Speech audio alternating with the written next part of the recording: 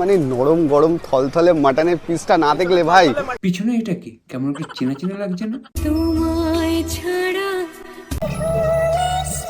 মানে নরম গরম থলথলে মাটনের পিসটা না দেখলে ভাই বাড়া পিছনে শাকচুরিটার মধ্যে কেউ একটা মাটনের পিস ছুঁড়ে মারতো, আর মারলে সিনার পিসটাই মারিস, কারণ এই সিনা তো আবার অন্য কাউকে দিয়ে বেড়াচ্ছে, মানে সরি সিনার পিসটা আবার অন্য কাউকে দিয়ে বেড়াচ্ছে। মাটন ফুডের জন্য নিজের সিনার পিস স্যাক্রিফাইস করেছি। নিজের কিসের পিসটা স্যাক্রিফাইস করেছো? সিনার পিস স্যাক্রিফাইস করেছি। লাজুদা পাবলিক ইচ্ছেটা এটা করবে আমি আশা আরে বাড়া রাজুদা আবার কি করলো? করিনি। 3 পিস পরোটা 30 টাকা নিচ্ছে। ভাইরাল হয়ে যাওয়ার পরে লাজুদার অহংকার বেড়ে গেল। তোর ভাগ্য ভালো যে ওই 3টে পরোটা তোর পদে ঢুকাই দিইনি। লাজুদা আমার ছেলে এটা করবে আমি আশা করি। লাজুদার দোকানে পরোটা কিনেছি, কিনে লিবু দেবো, লিবু দিয়ে দিল না। আহা গো, সোনার একটু লেবু দেওয়া হলো না।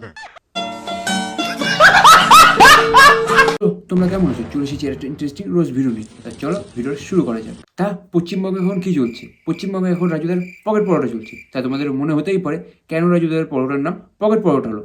তেল ছাড়া একটা সফট পরোটা, যেটাকে ভাজ করতে করতে এত ছোট করা যাবে যেটা আরামসে তোমার প্যান্টের পকেটে, তোমাদের গাড়ে, ওদের ফুটেতে খুব সহজে ঢুকিয়ে দিতে পারবে। লাইন দেখে নাও কত বড় লাইন, লাইন দেখে নাও কত বড় লাইন। এই সেম লাইন দেখেছিলাম লকডাউনে মদের দোকানের সামনে, আর এখন দেখছি রাজুদার দোকানের সামনে।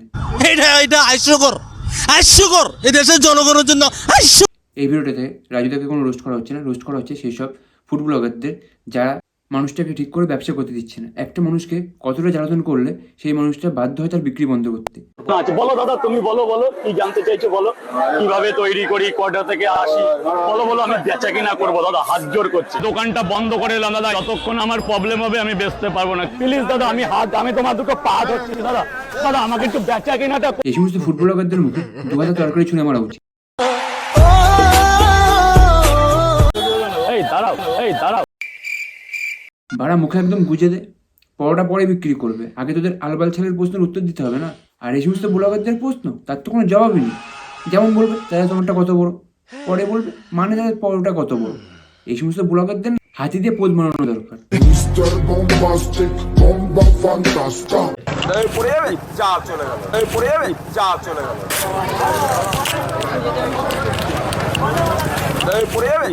আরে দেখো অবস্থা, তরকারি গাবলায় ফেলে দিল। ওটাকে এখন আর আলু সয়াবিনের তরকারি আছে, ওটা তখন মাইকেরই তরকারি হয়ে গেছে। ঠিক বলেছো। দেবো কোথায়? প্যাকেটগুলো খুলুন, দাঁড়িয়ে উনি করবে। ও সাবাস রাজুদা, ব্লক করতে এসেছে কাজে লাগিয়ে দিয়েছে। এবার থেকে এরকমই করো, যে ব্লক করতে আসবে তাকে কাজে লাগিয়ে দাও। যেমন ঝাড় দেওয়াও, বাসন মাজাও, ডিমের খোসা ছাড়াও, তারপরে বলো ব্লক করতে। বাজছে এখন 5টা 32-এর থেকে একটু বেশি। আর দেখো রাইডার এখনো কিন্তু স্টার্ট।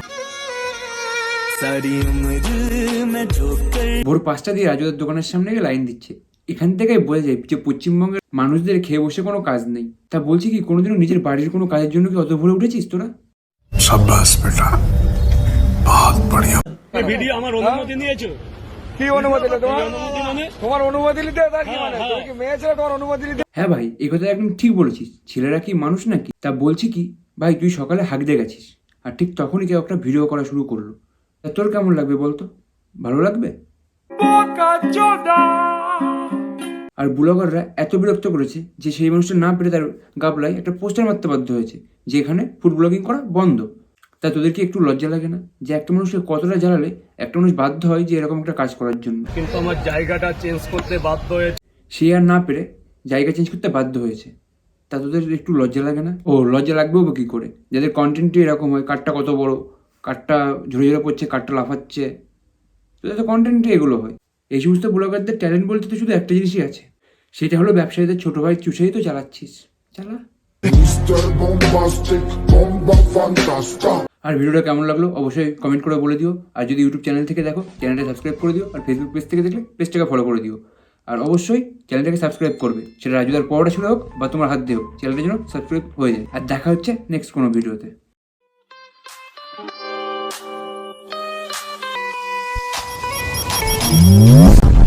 के जैसे बढ़ती लहर, बवंडर के जैसे ढाती कहर, सोने सा चमके उसका बदन, तो अमृत बन जाए शहर। असलिया चेहरा